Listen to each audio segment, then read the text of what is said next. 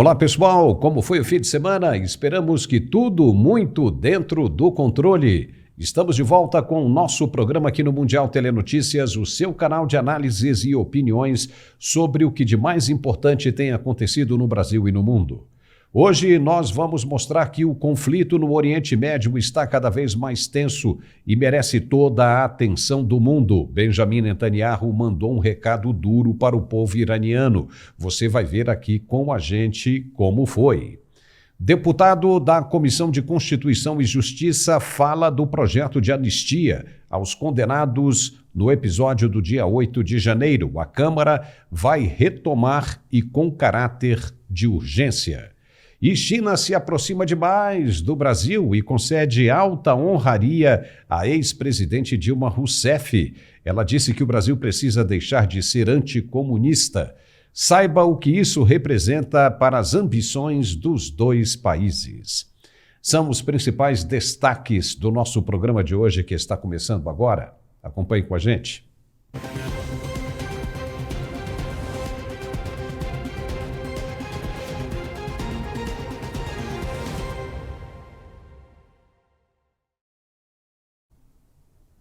E começamos o programa falando da guerra no Oriente Médio. Não há a menor possibilidade de paz se os agressores, e aqui estamos falando de quem começou tudo isso de verdade, não baixar a bola e esquecer de vez esse papo de varrer Israel da face da terra.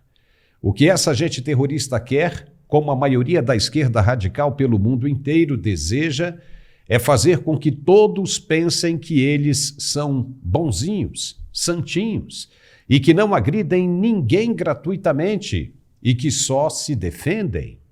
E com isso eles mandam bomba para todo lado sem a repulsa dos tolos. Então vejamos a situação atual do Líbano.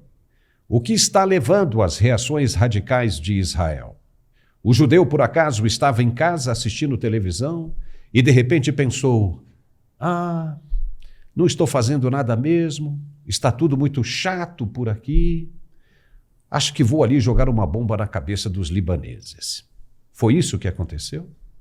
Ou então ele disse, está tudo muito quieto e eu estou entediado demais e não gosto dos palestinos. Vou ali mandar uma bomba na faixa de Gaza. Foi isso que aconteceu? Ou quem sabe Israel resolveu fazer como Alexandre o Grande, como Gengis Khan, como Napoleão Bonaparte, que estavam entediados com o que tinham e resolveram sair por aí aumentando o patrimônio, conquistando terras e matando os povos inocentes. Foi isso que aconteceu? Respondendo por esse último, Israel nunca saiu por aí invadindo terras de ninguém. O território que Israel tem foi dado pela ONU. E assim o povo tem vivido dentro de suas posses e respeitando inclusive os árabes dentro de sua faixa de terra. Quando a ONU estabeleceu o que deveria ser o Estado de Israel em 1947, toda a comunidade árabe começou os ataques no dia seguinte, ou seja, esse povo judeu não tem paz em momento algum.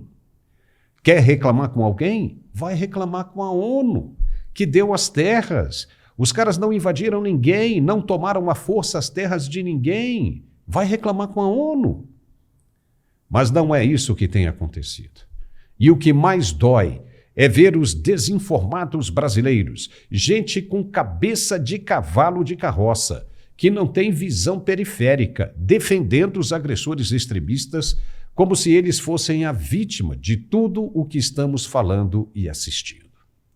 Gente que chama o primeiro-ministro Benjamin Netanyahu de genocida. Gente ignorante, mal informada e com a cabeça feita por essa ideologia de esquerda implantada nas faculdades. Gente que não sabe o que está dizendo. Quer ver como nós mudamos a cabeça dessas pessoas bem rapidinho? Quer ver como a gente abre os olhos desses brasileiros?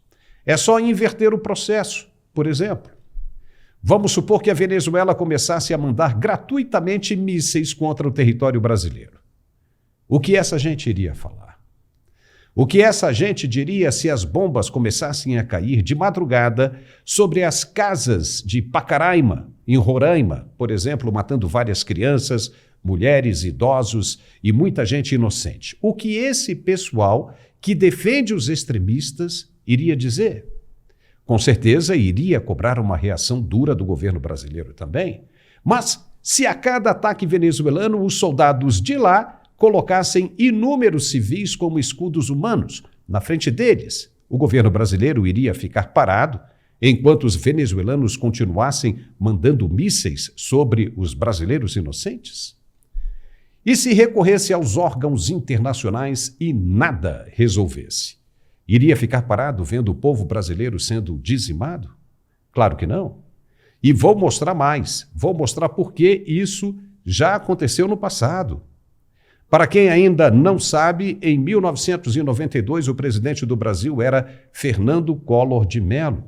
Tropas da guerrilha colombiana das Farc invadiram um acampamento brasileiro na Amazônia e mataram as famílias dos militares que cuidavam do acampamento apenas para roubar armas. Mataram os tenentes, suas esposas e filhos e fugiram com toda a mercadoria que puderam subtrair. Ao saberem disso, as autoridades militares brasileiras planejaram imediatamente uma resposta. Iriam invadir a Colômbia para dar o troco, mas precisavam da anuência do governo federal. Pediram autorização para o presidente Collor e esse autorizou imediatamente. Pois os militares brasileiros da Amazônia, selva, entraram na Colômbia atrás dos guerrilheiros, encontraram, mataram todo mundo, exatamente como fizeram com os brasileiros, recuperaram os equipamentos e trouxeram de volta. Se fosse hoje, o que essa gente lacradora, que gosta de dizer que Israel é genocida, iria dizer da reação dos brasileiros, que mataram todos na Colômbia e voltaram para casa com o que tinha sido roubado? Iriam acusar quem deu a resposta? Iriam acusar quem deu a ordem? Iria chamar o presidente Collor de genocida também?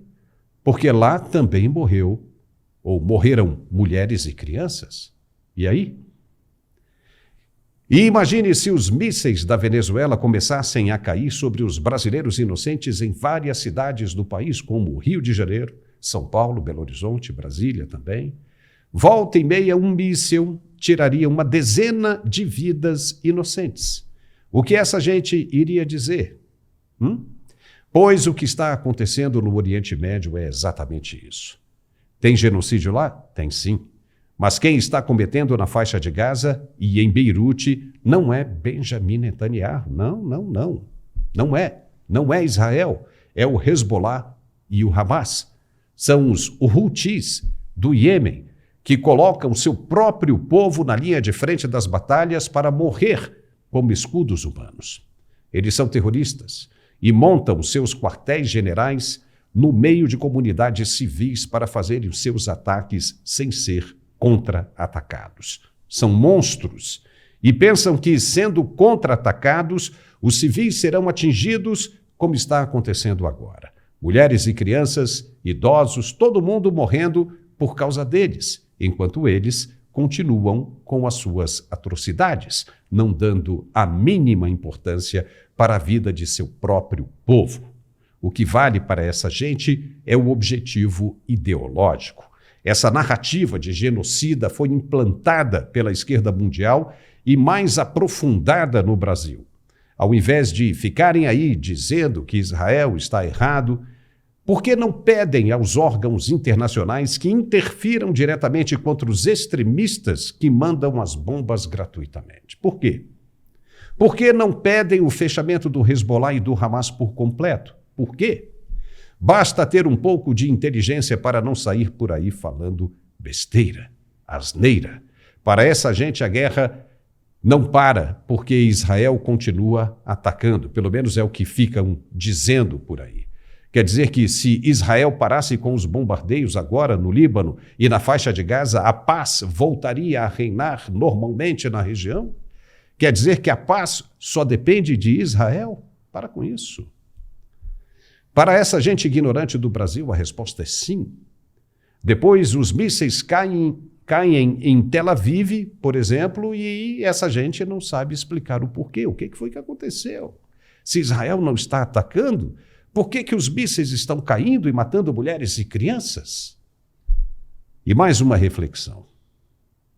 Se Israel fizesse como esses extremistas fazem hoje, ou seja, colocasse mulheres e crianças como escudos humanos, você acha que o Hezbollah e o Hamas parariam com os ataques? Claro que não. Eles não estão nem aí para os civis. Essa gente violenta, infelizmente, só entende uma linguagem, a da própria violência. A paz só vai voltar a reinar na região quando entenderem que não podem aniquilar Israel. Que qualquer tentativa gratuita, como está acontecendo agora, só vai resultar em alta destruição. Manda os caras pararem de atacar Israel, que vai viver todo mundo na graça da paz novamente. A paz no Oriente Médio hoje depende do Hezbollah e do Hamas. Mas eles querem? Não querem.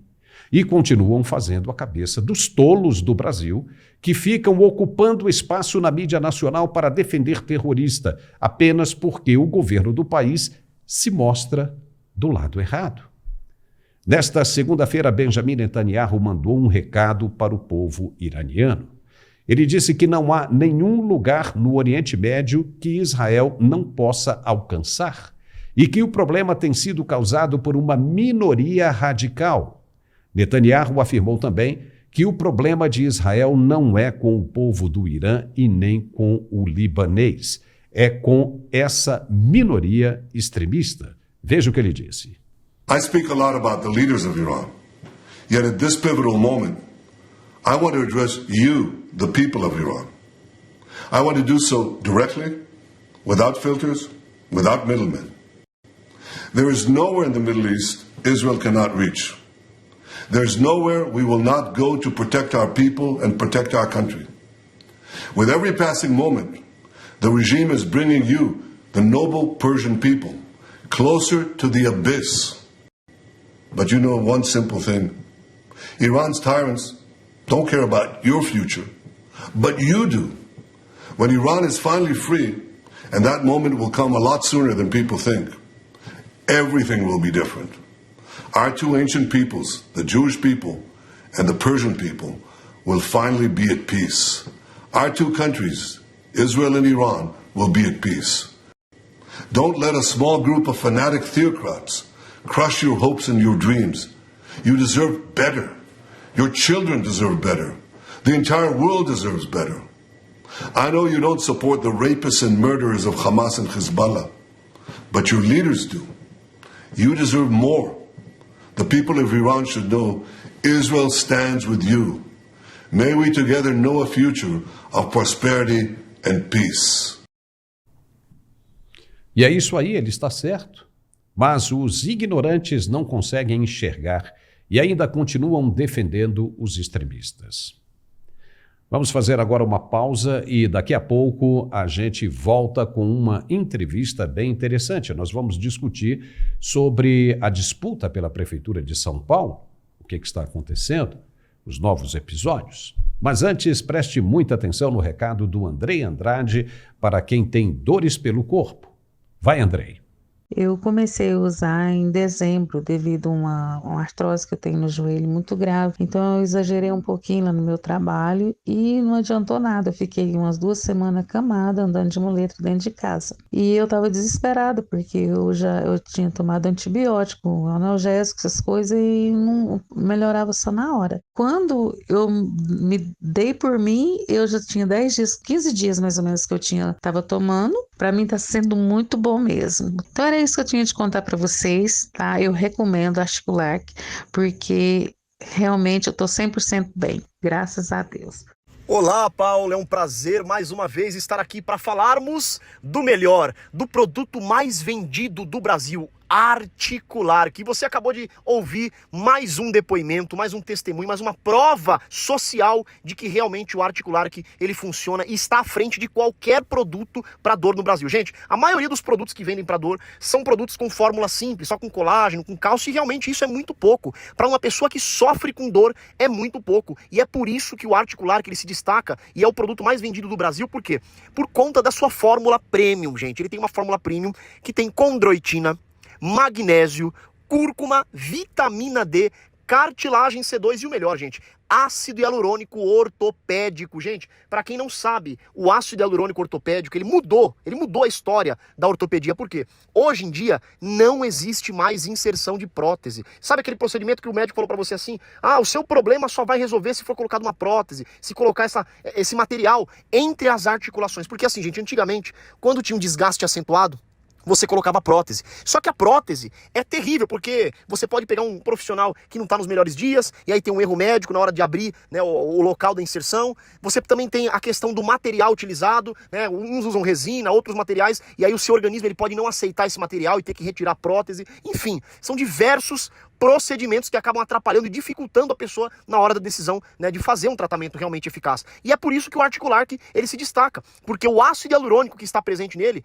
restaura a cartilagem. Não vai precisar ficar fazendo infiltração, não vai precisar aplicar nenhum tipo de ácido no joelho. Por quê? Porque ele já tem na fórmula. Então você vai tomar 2 cápsulas ao dia e você vai estar ingerindo diariamente altas porções de tudo que eu falei da fórmula, né? O ácido hialurônico junto com a condroitina e os demais componentes. Então, gente, é resultado imediato. Para quem quer resolver rápido o problema, o Articular que é a escolha certa. E outra coisa, como você não vai precisar aplicar injeções, você não vai ter aquele desconforto. É um procedimento totalmente indolor, porque você vai tomar 2 cápsulas ao dia, não tem a dor da aplicação e nem o preço, né? Para quem não sabe, hoje uma injeção de ácido hialurônico localizada, joelho, coluna, quadril, ombro, está no mínimo R$1.500. Um material mais ou menos. Então assim, você vai economizar, vai ter um tratamento de excelência e vai contar também o seu resultado aqui com a gente. Então, gente, se você está sofrendo com muitas dores, aquela dor intensa no joelho, dor na coluna, dor no quadril, você que não consegue subir, descer uma escada, abaixar, levantar, a produtividade caiu demais depois que as dores apareceram. É claro, não tem como a gente trabalhar e produzir sentindo dor. Muito menos aquelas pessoas, por exemplo, que não conseguem nem praticar um esporte ou até mesmo curtir um final de semana com a família. Final de semana chegou agora, e aí? Você vai conseguir aproveitar com a família? Fazer aquela viagem? Aproveitar, porque quem tá com dor, quem sofre com dor, não consegue aproveitar. Você pode estar no melhor lugar do mundo, com a melhor pessoa do mundo. Você não consegue aproveitar, por quê? Porque a dor incomoda. A dor deixa você acordado de noite, você não consegue dormir, você não come direito, é difícil. Eu sei porque eu já passei por isso também, e eu falo pra você, se você tomar o Articular, você vai ver a diferença que esse produto vai fazer pra você já na primeira semana de uso. Tem artrite? Tem artrose, bursite, tendinite, fibromialgia, hérnia de disco, bico de papagaio, tá cansado de comprar remédio na farmácia, toda hora comprando, não tem resultado? Então já prepara o papel e a caneta, porque hoje o desconto está incrível, gente. Hoje eu vou liberar até 70% de desconto para quem ligar nesse telefone aqui e pedir o seu Articular, gente. Então já pega o telefone e vai ligando agora para o 0800 591 4391.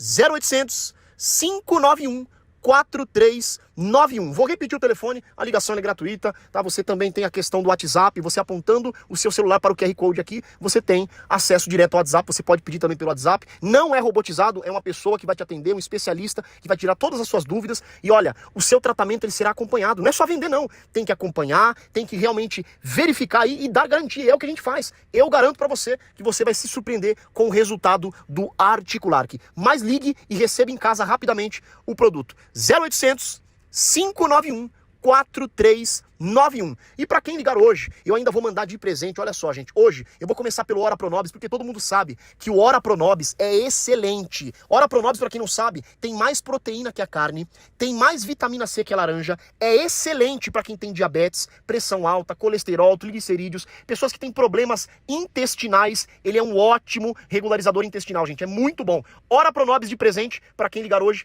ainda vai receber também o umidificador de ar, aquele purificador para deixar o ar um pouco mais leve, né, com essas queimadas, com desmatamento, o ar tá seco, tá difícil. Então vou mandar para você um purificador e ainda vai para você os massageadores, começando pelo massageador dos pés. Você faz uma leve massagem, gente, ele é maravilhoso, ajuda na desinflamação, circulação, ativa os pontos de acupuntura, é ótimo. Recebe também aquele massageador profissional, que você massageia nos locais onde você quer, direto com a pistola. E olha, ligou hoje, ainda recebe também um relógio inteligente. Gente, que relógio maravilhoso, mede a sua pressão, mede os batimentos cardíacos, se você passar mal ele até te avisa. Tudo isso de presente, recebe em casa nos próximos dias, a entrega totalmente grátis e o pagamento só pro final do mês que vem, gente. Só pro mês que vem. Então aproveita e ligue agora. 0800 591 4391. 0800 591 4391, Paulo.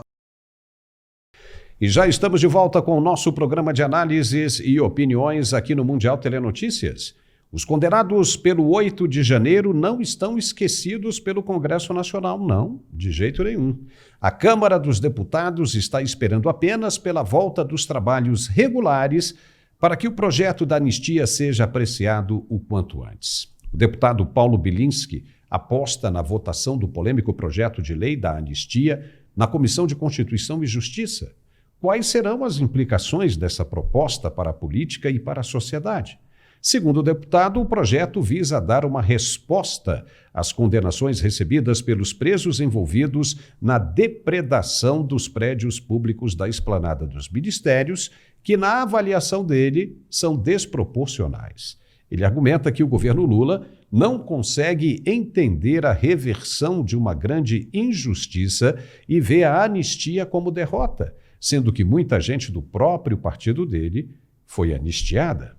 E direto da corrida eleitoral em São Paulo, Carla Bilinski, esposa do deputado e candidata à Câmara Municipal, compartilha conosco os bastidores da conjuntura que se dá atualmente na maior capital do país. E é com os dois que a gente vai conversar neste momento. Eu agradeço demais aos dois, por terem aceito aí o nosso convite de participar do nosso programa. E eu gostaria de começar com o deputado Paulo Bilinski. Seja muito bem-vindo de volta, deputado. O senhor é titular da CCJ e o que tem a dizer sobre aquela decisão do presidente Arthur Lira de abrir a ordem do dia durante a sessão da CCJ que pautou o PL da anistia? Seja bem-vindo. Muito obrigado, pessoal. Muito obrigado, ouvintes. Muito obrigado pela oportunidade de estar aqui novamente, meu irmão. É sempre uma honra. A votação da CCJ aconteceu na semana seguinte do 7 de setembro. Né? Então, no 7 de setembro, nós tivemos uma manifestação maravilhosa aqui em São Paulo, na Avenida Paulista, com a presença do presidente Bolsonaro, com a presença do Nicolas, Gayer, Eduardo, grandes deputados federais da nossa causa, do nosso espectro, e senadores e diversas personalidades.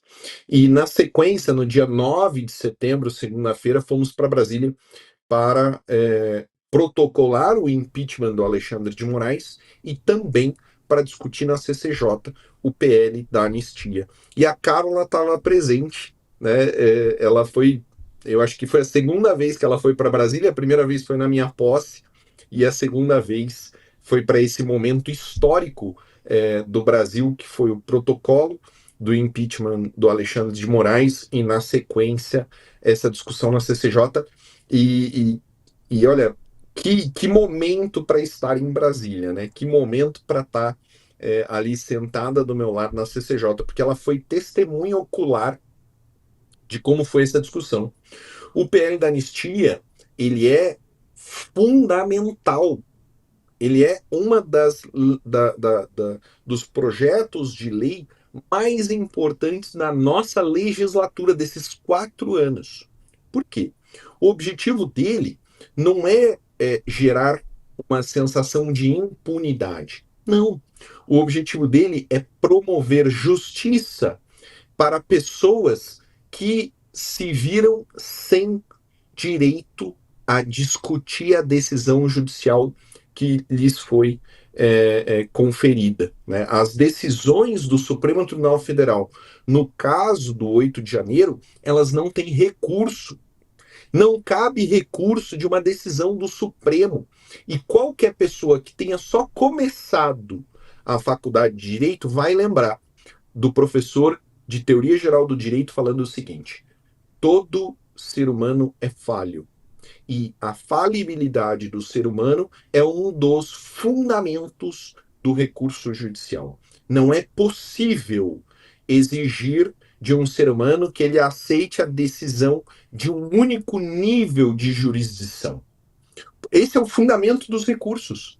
Você tem direito a ser julgado pelo juiz singular, pelo Tribunal de Justiça, pelo Superior Tribunal de Justiça e pelo Supremo Tribunal Federal. Você tem direito a isso. E esse direito foi negado aos presos do 8 de janeiro, que se viram julgados e condenados por um único juiz. Ah, mas foi o Supremo. Não.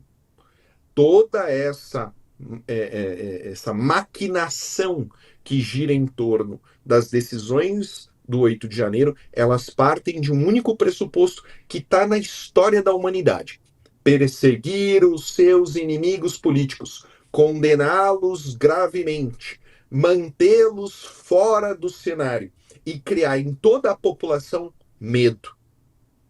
A gente está rodando a cidade de São Paulo inteira. A gente está conversando com o povo e a gente pergunta e a gente olha no olho. O que aconteceu depois do 8 de janeiro? Você não perdeu a coragem de se manifestar contra o governo? Você não ficou com medo de ser preso?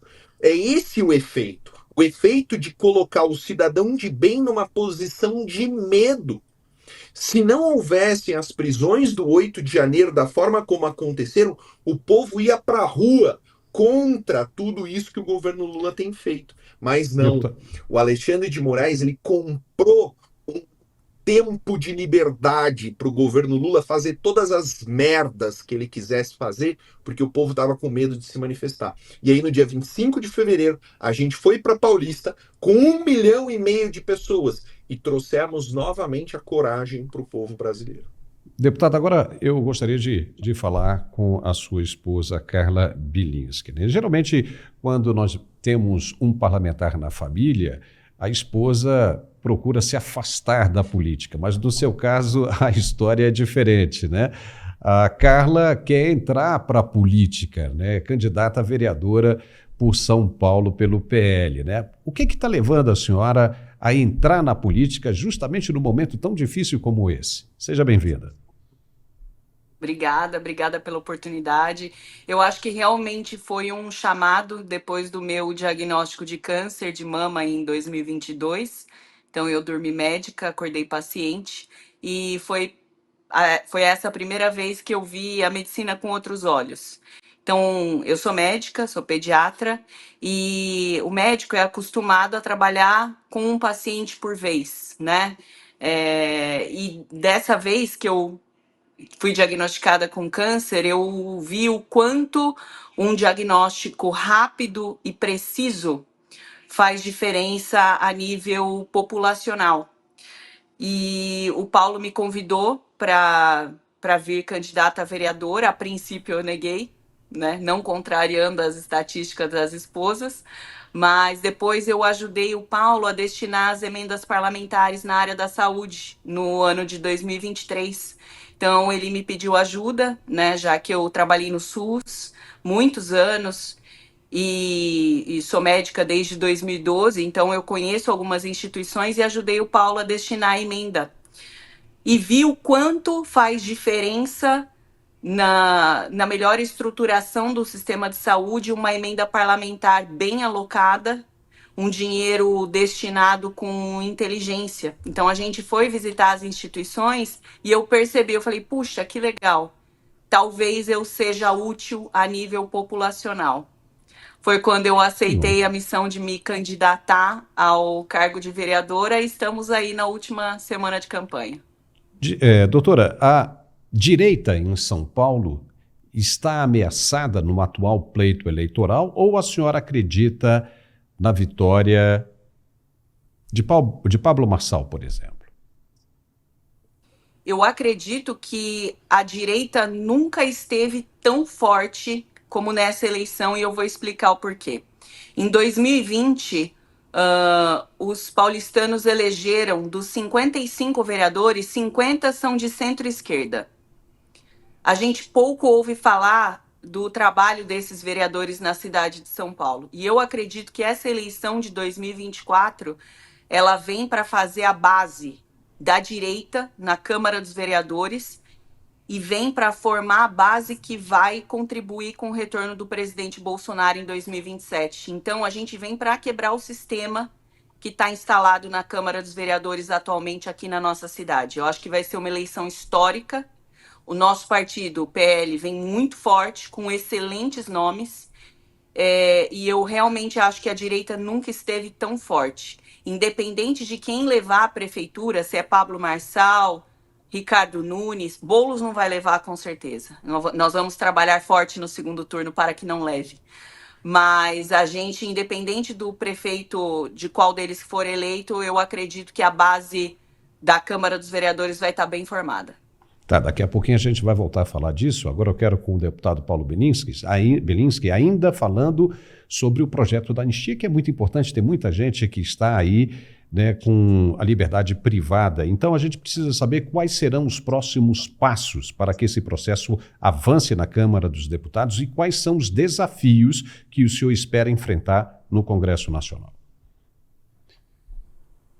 Olha, uma das coisas mais difíceis de assistir foi a forma como os deputados se apropriaram, né, os deputados da esquerda se apropriaram do projeto da anistia para fazer politicagem. Né? A utilização do projeto da anistia num cenário de política interna da eleição da Câmara dos Deputados é que mostra que eles não têm compromisso com o público. O que eu estou querendo dizer? A esquerda, ao invés de fazer o trabalho de deputado federal, que é votar projeto, eles se apropriam das pautas para fazer grandes negociações. Então, por que a gente não votou a anistia na CCJ na semana do 9 de setembro? A gente não votou, porque no dia 9 de setembro, durante a sessão da CCJ, 10 de setembro, na terça-feira, durante a sessão da CCJ, a esquerda fez uma obstrução sem precedentes. A Carla estava lá presente, ela viu. Foi um negócio surreal, meu irmão. Eu tenho 2 anos de Câmara dos Deputados e eu nunca vi fazer tanta força para um projeto não ser votado, não ser objeto de votação. Não é assim, eles votaram contra. Não, eles não deixaram chegar. E na hora que ia chegar a discussão do projeto, e a gente poderia votar, iniciou a ordem do dia, 2 horas antes do normal. E aí suspendeu a discussão. Então, empurrou para quarta-feira. Na quarta-feira, a presidente da CCJ, Carol Detoni, ela falou o seguinte: olha, o que vocês estão fazendo com esse projeto não é certo, não é justo. Então a gente vai retirar da pauta, a gente não vai discutir, porque o que vocês estão fazendo é submeter esse projeto a uma negociação que envolve a presidência da Câmara. Não é esse o nosso objetivo. Nosso objetivo é votar a anistia para fazer justiça. É isso que nós queremos. Justiça com essas pessoas. Com a esposa do Clezão, que estava lá presente, com a filha do Clezão, que estava lá presente, em nome de Felipe Martins, que ficou 6 meses preso, sem acusação nenhuma, sem ter feito absolutamente nada. Esse é o ponto.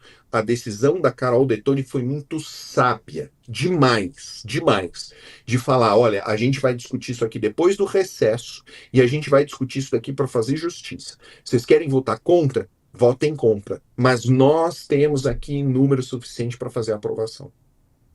Tá. E o senhor também é um dos defensores do impeachment do ministro, né? O que está sendo feito? Vai parar isso agora até as eleições? Vai voltar depois? Isso ganhou força, perdeu força? Como é que está isso dentro do Congresso Nacional?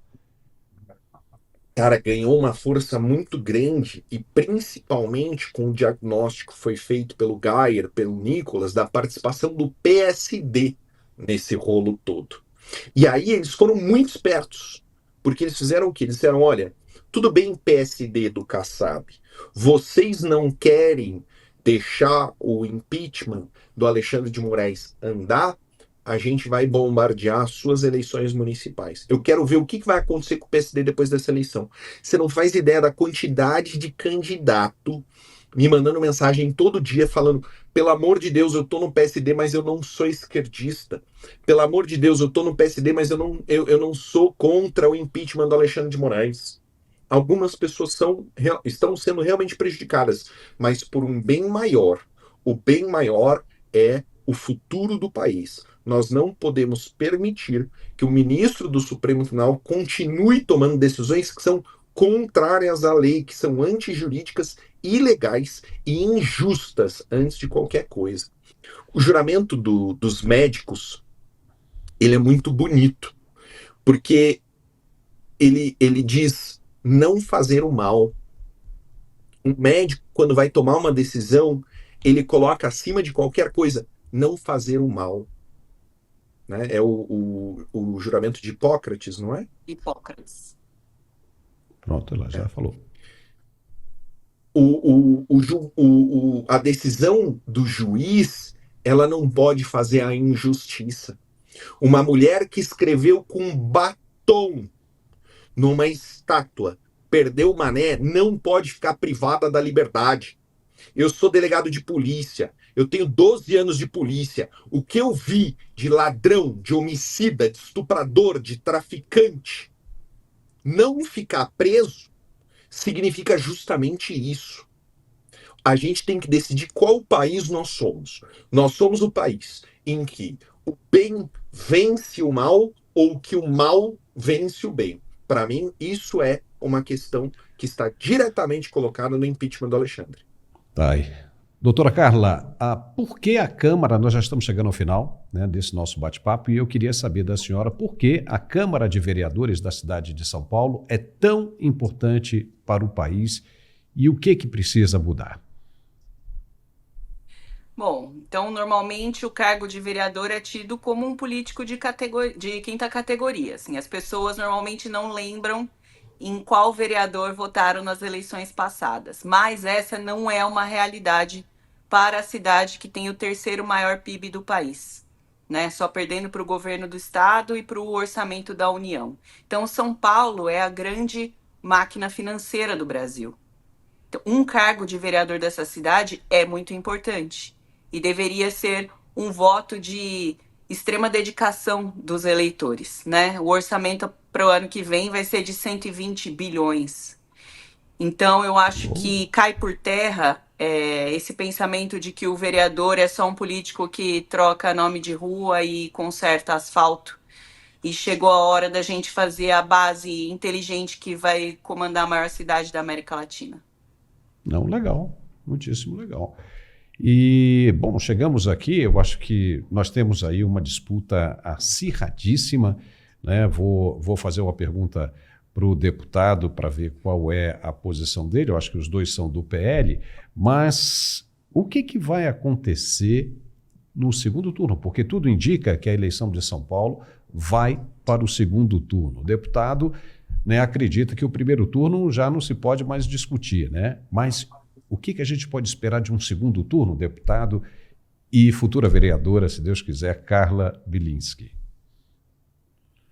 Posso responder pode primeiro? Começar, Eu vou dizer o seguinte. O segundo turno, ele vai definir se o Brasil vai ser administrado pelo Boulos, se São Paulo vai ser administrada pelo Boulos, que vem, né, com toda a bagagem da esquerda para a cidade, e é só você olhar como foram as administrações anteriores. O Haddad foi prefeito de São Paulo, foi o pior prefeito de São Paulo. Ele foi o pior prefeito de São Paulo porque ele é do PT, porque ele vem com toda aquela carga da esquerda para invadir as secretarias, para desviar dinheiro, para roubar, para fazer uma administração voltada para os ideais da esquerda. O nosso objetivo em São Paulo é derrotar o Boulos. Esse é o grande objetivo. É por isso que o que importa é o segundo turno. É ali. A gente tem que derrubar esse cara. Se São Paulo cair na mão da esquerda, meu irmão, a gente vai sofrer demais. O Brasil inteiro vai sofrer demais pelos próximos 4 anos. E doutora, a senhora está preparada para tudo isso? Quer entrar mesmo nessa história aí para resolver? Eu acredito que sim. Pelo que a senhora explicou ali, a senhora está com muito gás para isso, né? Eu nunca estive tão preparada. A gente tem a falsa impressão de que os eleitos são bons tecnicamente. Não são bons tecnicamente, pelo menos os que estão lá na Câmara dos Vereadores, e pior, são mal intencionados. Então, na medida em que eu aceitei a missão, eu vou fazer as honras e cumprir com o meu compromisso aí com a população. Tá certo, doutora Carla, muitíssimo obrigado pelos seus esclarecimentos aqui no Mundial Telenotícias. Desejamos muito boa sorte e até a próxima oportunidade, viu? Obrigada pela oportunidade, até. Deputado, outra vez, muitíssimo obrigado. O senhor é sempre muito bem-vindo aqui conosco. Até a próxima. Muito obrigado, pessoal. Estou sempre às ordens de vocês. Um grande abraço. Muito bem, agora mais um recado de nosso apoiador, é para quem quer melhorar a performance sexual. O negócio é usar o Max Viril. Veja no recado da Tatá. Exatamente, Paulo. E esse é o melhor investimento para você que é homem. Eu sempre falo, o homem inteligente é o homem que se cuida, não sai de casa com a gasolina no reservatório. É isso. O Max Viril Power 40, ele é o melhor aliado para te alcançar em tudo no dia a dia. Ele tem uma cápsula concentrada com todos os nutrientes e o de mais alta performance para reativar o teu corpo. Sabe por quê? Senão a gente vai acostumando com cansaço. A gente vive naquele ciclo. Acorda, trabalha, chega em casa cansado, dorme, acorda cansado, estressado, ansioso, não sobra tempo para o relacionamento, a briga vai tomando mais espaço, a gente perde intimidade, vive só aqui naquele selinho, oi, tudo bem, meu amor, boa noite, e aí pronto, meu amigo, a autoestima vai lá embaixo. Então, pera, ó, Max Viril Power 40. Ele vai trazer muito mais vitalidade, mais desejo, mais vigor, virilidade, sabe aquele gostinho do começo do relacionamento? É isso, essa intimidade, esse chamego, esse amor que não pode faltar. Só que é o principal, quando a gente fala no Max Viril Power 40, ele vai tratar 3 coisas que todo homem fica apavorado. Primeiro, ejaculação precoce. Ele vai trabalhar hipersensibilidade e ansiedade. Isso vai prolongar o seu tempo de ação, trazendo uma ereção duradoura, mesmo com o uso do preservativo. Além disso,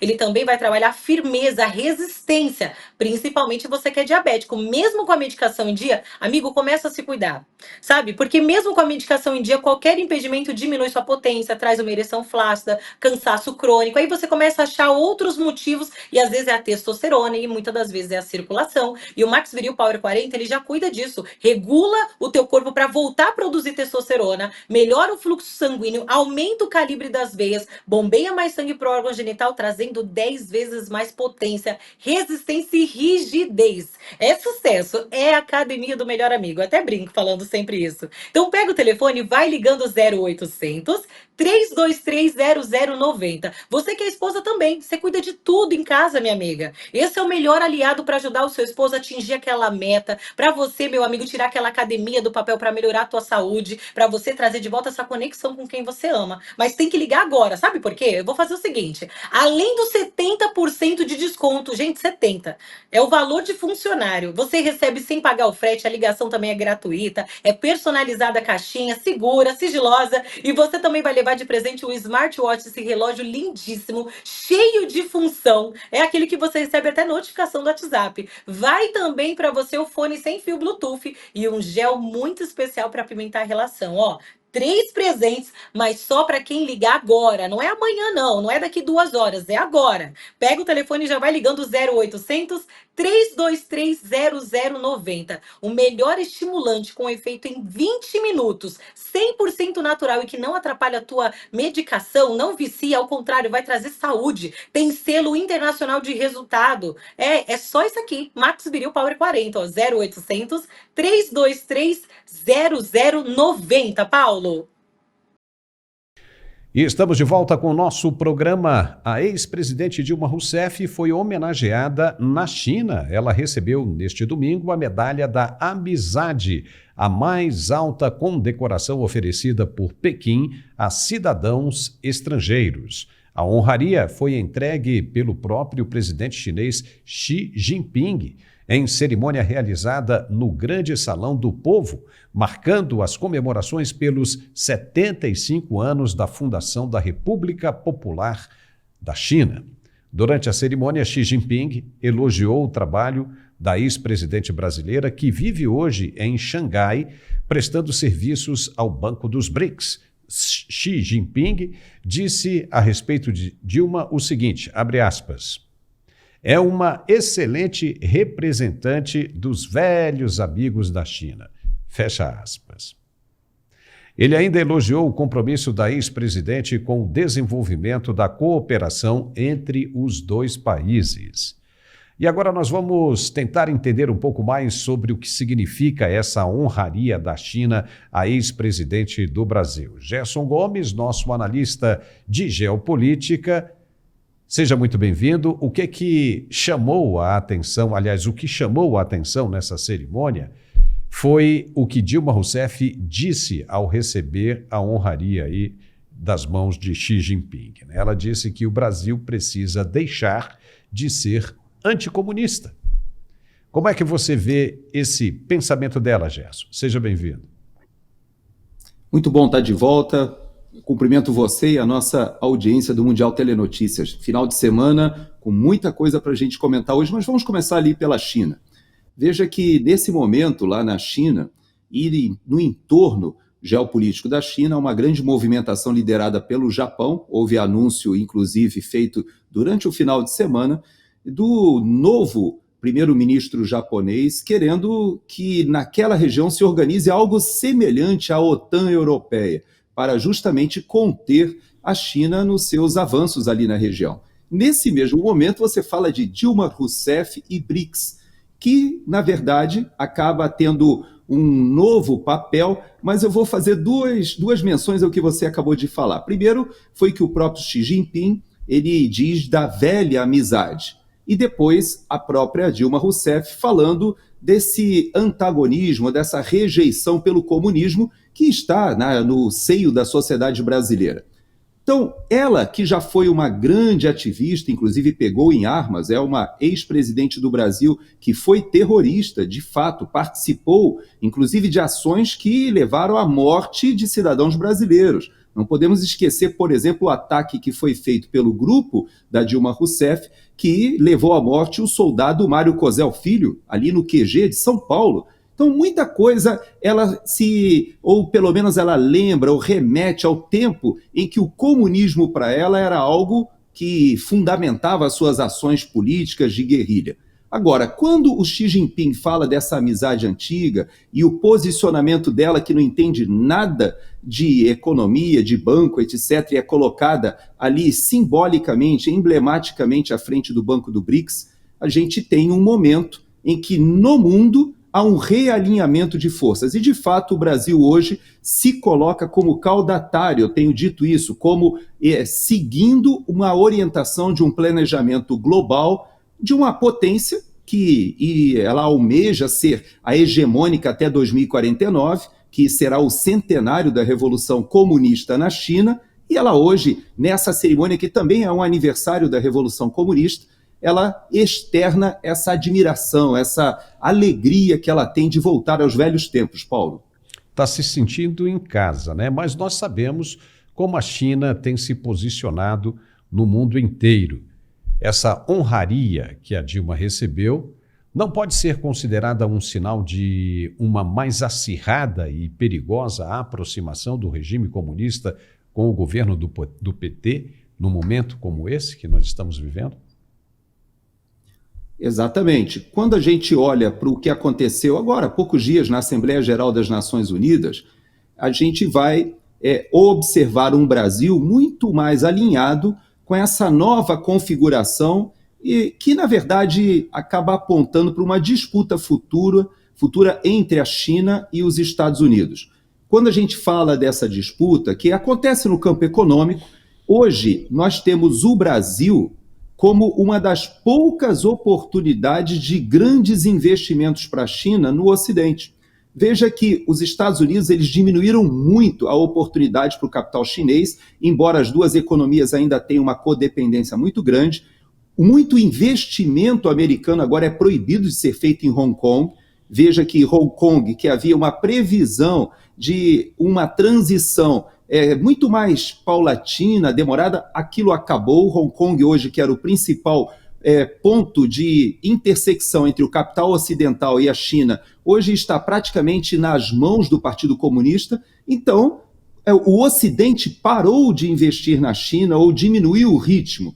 E hoje a China olha o Brasil como uma grande oportunidade de investimentos na infraestrutura, e o PT no governo abre as portas para muitas dessas parcerias. Só que nós não estamos falando mais somente de economia. A gente sabe o que aconteceu no final de semana ali no Oriente Médio. A China tem um papel agora de negociador ali junto com sunitas, xiitas, aquele ambiente que era o ambiente, a gente poderia dizer, da política externa norte-americana. Hoje a China tenta se fazer presente. Nós temos a guerra da Ucrânia ali no leste europeu, em que a China também se coloca do lado da Rússia. Então você veja, a China hoje ela está presente tanto no Oriente Médio quanto no leste europeu, sem enviar tropas, mas a sua política externa é muito hábil. E o Brasil hoje integra esse grupo, teoricamente no seio do BRICS, mas a gente sabe que vai muito além, até do que a gente poderia chamar de uma aliança política ou econômica. Acaba se tornando também uma aliança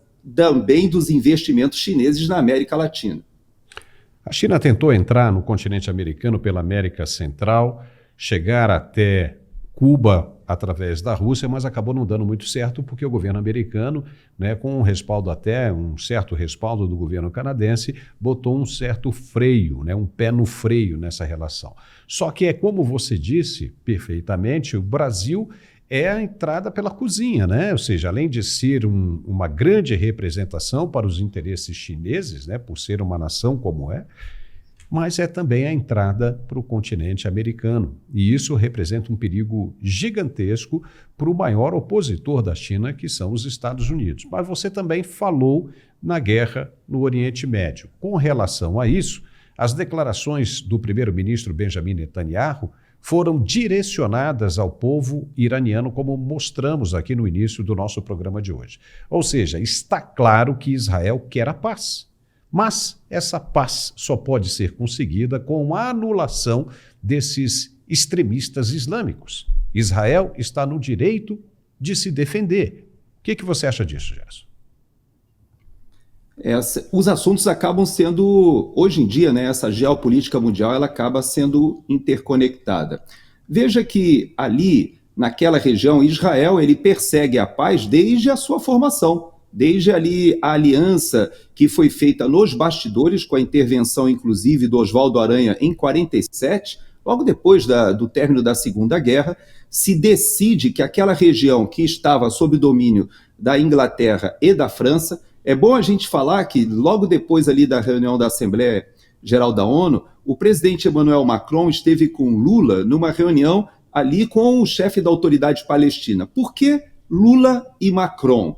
Porque o Líbano, quando é formado o Estado de Israel, ali em 48, o Líbano estava na mão da França, e inclusive o Líbano e a Síria eram um local só.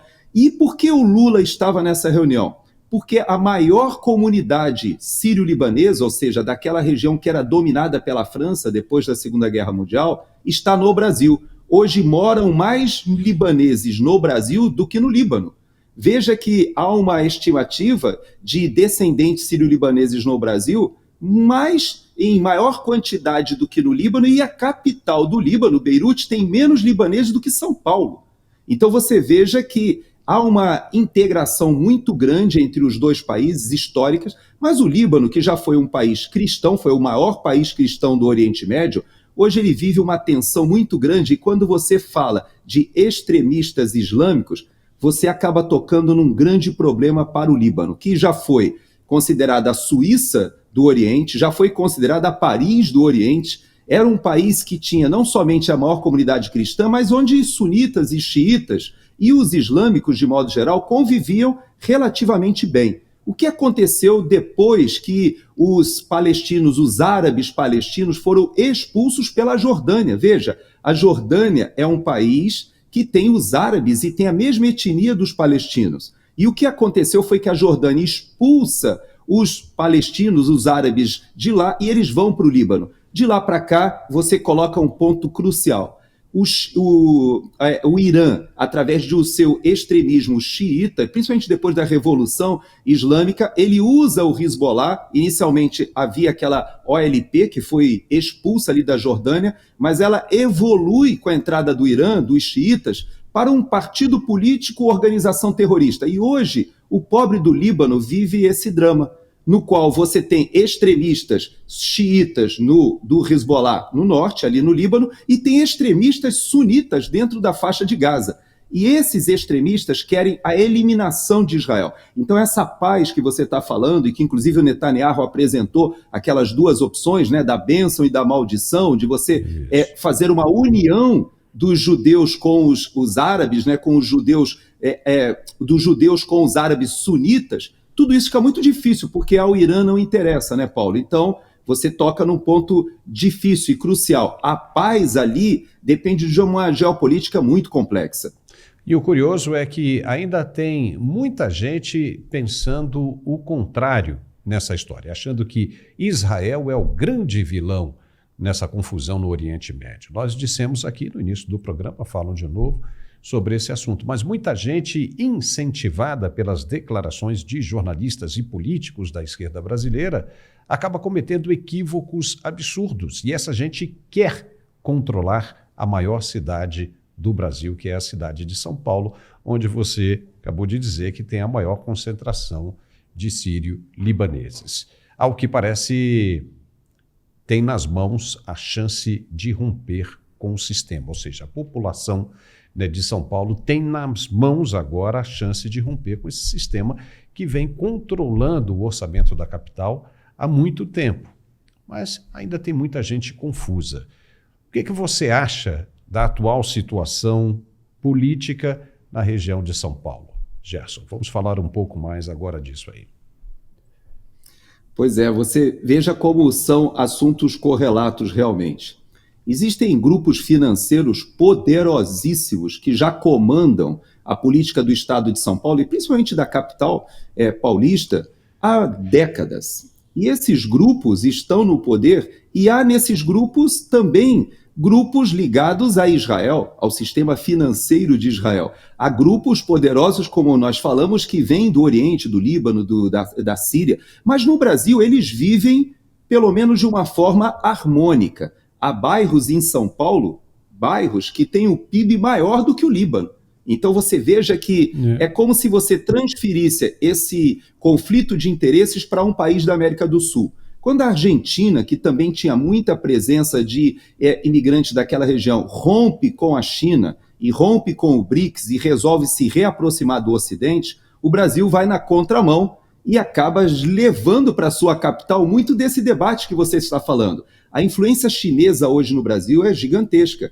Há investimentos da China feitos em São Paulo e até grupos do mainstream jornalístico que estão sendo comprados. Sistemas energéticos, infraestrutura e o capital que está fazendo a articulação disso está em São Paulo. Então você coloca um ponto em que esse Pablo Marçal que aparece, ele vem meio que complicar, tumultuar algo que vinha funcionando bem, segundo esses estrategistas que já estiveram no PSDB, migraram agora vários para o PSD, estão muitos no PMDB do Michel Temer. E esse grupo, na verdade, Paulo, olha com muita preocupação essa chegada do Pablo Marçal. Eu faço uma provocação para você. Se nós tivéssemos um segundo turno entre o Nunes e o Pablo Marçal, você acha que a esquerda votaria em quem no segundo turno? Eu te faço essa pergunta. Pois é. Isso aí é extremamente complicado. E em todas as situações, eu vejo o benefício para Pablo Marçal.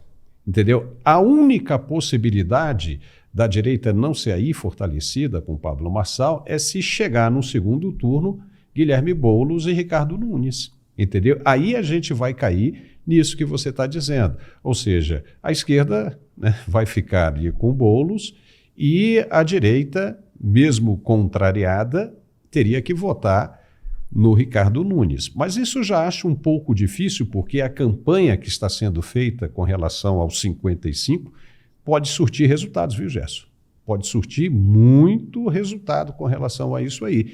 E não vai ser a surpresa para ninguém se Pablo Marçal despontar realmente como a grande surpresa disso aí. Por quê? Muita gente diz, o Pablo Marçal é um cavalo de Troia, pode trazer problemas. Mas isso me lembra muito o gato de Schrödinger. Você deve conhecer bastante a teoria do gato de Schrödinger, né? Ou seja, você sai, deixa 14 dias dentro de uma caixa e ele está vivo ou está morto, porque ele está sem comida. E aí você não sabe, né? Teoricamente você vai dizer, ele está morto. Mas e se você abre a caixa e ele está vivo? É a mesma coisa. Você não pode chegar e dizer, o Pablo Marçal vai ser um péssimo prefeito, sendo que ele ainda não participou, não passou pela administração de uma grande cidade. Ele é um empresário, tem conduzido muito bem as suas empresas, conhece de finanças, de administração, os outros são políticos. Então, veja bem, você apostar num Ricardo Nunes, que é de um PSD, e Guilherme Boulos, que é do PSOL, sendo que você já conhece bastante toda a trajetória desse pessoal, é você se perguntar, você está satisfeito com o que você tem hoje? Se você estiver satisfeito, você vota no Ricardo Nunes. Se você quer uma mudança, você tem 2 representantes dessa mudança, seria Guilherme Boulos e Pablo Marçal. Você conhece a origem de Guilherme Boulos. Você está satisfeito com isso? Você decide. Agora, Pablo Marçal você não conhece. E aí, pode ser tudo de ruim, mas tudo de ruim, se você não está satisfeito com os outros, você já conhece. O que pode ser pior do que isso? Agora, Pablo Marçal você não conhece, está prometendo. E olha, para ser bem sincero, fazendo uma análise aqui, entendeu, política bem distante, eu acho que São Paulo, com Pablo Marçal, vai ter 4 anos de uma administração totalmente voltada para aquilo que ele está prometendo, porque ele tem agora o compromisso de querer mostrar o que está propondo, entendeu? Se depois de 4 anos ele não conseguir, ele vai ficar como vários outros que estão aí também prometendo, que nunca chegam a lugar nenhum. Então, o que o povo de São Paulo tem a perder? Entendeu aí? Eu acho que isso responde a sua pergunta. Mas você veja que eu até agradeço você ter saído do papel, né, de me perguntar, e a gente interagiu e ouvi tua opinião, e é muito bom para a nossa audiência, né, a gente ter esse tipo de conversa, mas eu vou além nessa provocação. Você veja que o grande tema em debate em São Paulo hoje é o que acontecerá com a estigmatizada ou dita direita no Brasil. Porque São Paulo hoje está vivendo uma articulação estratégica feita pelo PL, pelo presidente Bolsonaro e pelo Valdemar da Costa Neto. Veja que é de um cinismo, né, impressionante. Há uma ordem do Alexandre de Moraes de que o presidente Bolsonaro não pode falar, não pode encontrar com o Valdemar da Costa Neto. Isso chega a ser, né, surreal, hilário. Mas o fato é que, digamos que eles não se encontrem, que eles não se falem, porque eles respeitam muito a ordem do Alexandre de Moraes.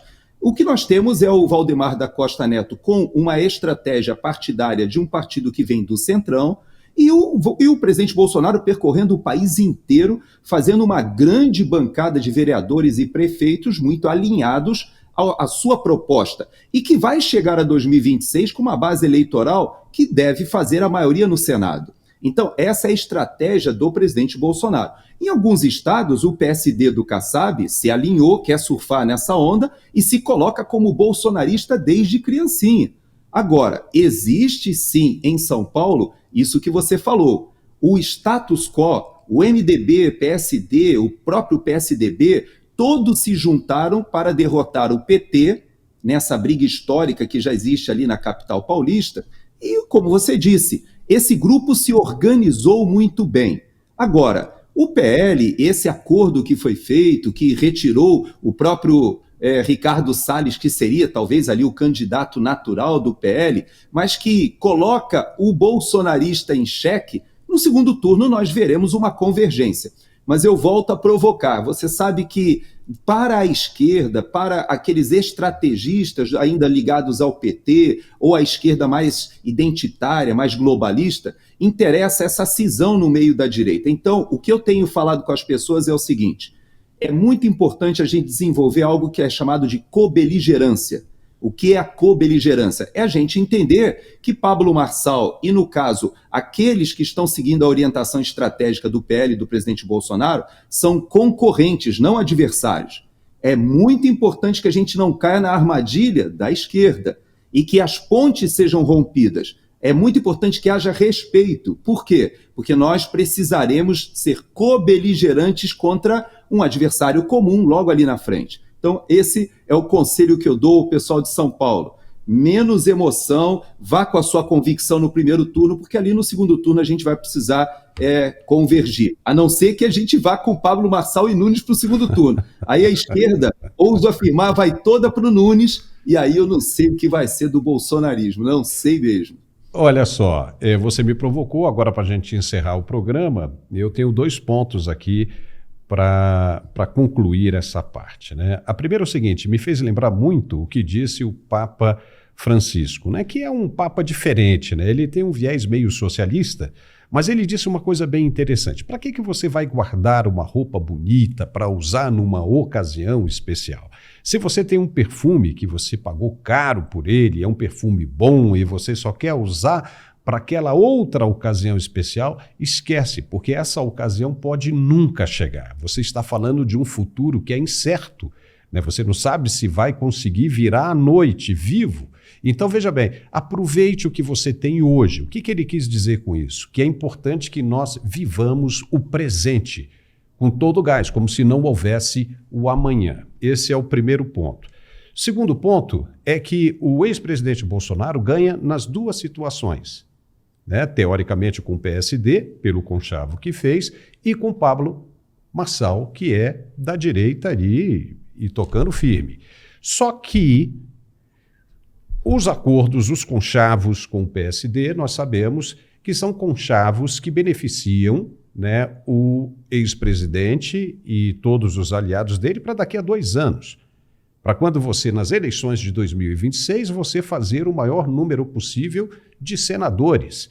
E aí sim ele ter a possibilidade de voltar, né, se tornar elegível de novo e voltar com uma força gigantesca dentro do Senado Federal. Porém, o que pega nessa situação toda? Pô, legal, né, você ter um presidente, né, que cumpriu com o que devia ser feito, né, dentro da honestidade, ninguém conseguiu encontrar absolutamente nada que o maculasse de verdade, porque se tivesse encontrado ele já estaria preso, porém isso só vai acontecer daqui a 2 anos. E se daqui a 2 anos isso não chegar, como é que você fecha um acordo com um partido como o PSD e um acordo desse, um conchavo desse, não é uma promissória que te vai garantir que aquilo vai acontecer? Entendeu como é que é? Na política acontece muita traição, muita faca nas costas. Então é muito difícil, você fechou comigo, lá atrás eu te apoiei, como é que fica para apoiar agora? Você viu o vice-presidente, o Geraldo Alckmin, que disse que o Lula estava voltando ao local do crime e agora é vice-presidente do cara. Então, veja bem, não há como você confiar em política em termos futuro. Política tem que ser feita agora. E é aí que nós achamos que as coisas deveriam ser diferentes. Esse aqui é um programa de análises e opiniões, tanto a sua quanto a minha. Nós invertemos o processo, você me fez uma pergunta e eu respondo. Eu acho que tem muita gente que está presa hoje em função da crença que tinha no ex-presidente. Gente que está sofrendo. Tem essa senhora aí que pintou lá, perdeu o mané com batom e foi negada, entendeu? Foi negado o pedido dela de soltura para que ela pudesse cumprir com o resto da pena em casa. Ou seja, tem muita gente sofrendo hoje. Você acha que essas pessoas vão aguentar 2 anos ainda na frente? Para que depois de 2 anos as coisas comecem a se melhorar? Entendeu? Vai ficar difícil demais. Tem gente idosa aí que não sabe se vai conseguir chegar até lá. Isso precisa ser resolvido agora. Então esse é o maior problema. Eu acho que a grande oportunidade estão deixando passar. Entendeu? O cavalo está passando ali correndo arriado. Estão deixando passar por erro de estratégia política. E é isso aí. Para não alongarmos mais, né, Gerson? Muito obrigado. Acho que essa semana a gente ainda tem muito o que conversar sobre isso e outras coisas e é sempre um prazer tê-lo aqui conosco. Obrigado, viu, Gerson? Eu te vejo essa semana de novo. Eu vou deixar duas ideias gerais para a gente desenvolver na sexta-feira, quando eu retornar. Primeiro, é que a nossa audiência entenda que há uma diferença entre proteger e defender. Israel, com seus sistemas antiaéreos muito sofisticados, ele se protege dos seus inimigos, mas ele, se não empreender uma defesa, ou seja, se ele não acabar com aquelas ameaças, ele vai continuar colocando a sua população em risco. Israel não tem nenhuma intenção de ampliar o seu território, mas ele está sendo atacado hoje por 5 frentes diferentes. Então, na sexta-feira, a gente fala melhor sobre isso. O que hoje Israel está fazendo é se defender, e para se defender, você muitas vezes é obrigado a atacar. E sobre São Paulo, deixa a minha última ideia, que você falou. Eu também acho que é um momento muito importante de nós colocarmos essa aliança que o governador fez em São Paulo, que está beneficiando realmente a população de São Paulo com um ótimo governo do Tarcísio, mas nós usarmos essa influência, essa liderança do governador Tarcísio, até do próprio Zema. A gente viu lá em Minas Gerais aquela manifestação gigantesca pelo impeachment do Alexandre de Moraes, mas esses governadores que surfaram a onda Bolsonaro e que são considerados na direita, eles precisam comprar essa briga que você falou. Hoje não existe nada mais urgente no país do que restabelecer o Estado de Direito, e para isso passa pelo impeachment do ministro Alexandre de Moraes. Então, estamos contigo, Paulo. Vamos ver se essa oportunidade passa e ela não é desperdiçada. Fantástico, Gerson. Muito obrigado. Na sexta-feira a gente volta a conversar. Até lá. E nós ficamos hoje por aqui com esse programa. Se você gostou, é importante que nos dê um like e se inscreva. Precisamos aumentar também o nosso número de inscritos. Também compartilhe o máximo que puder, por favor. Contamos com a sua colaboração. Muito obrigado pela companhia e nos vemos de novo amanhã, se Deus quiser. Um forte abraço e até lá.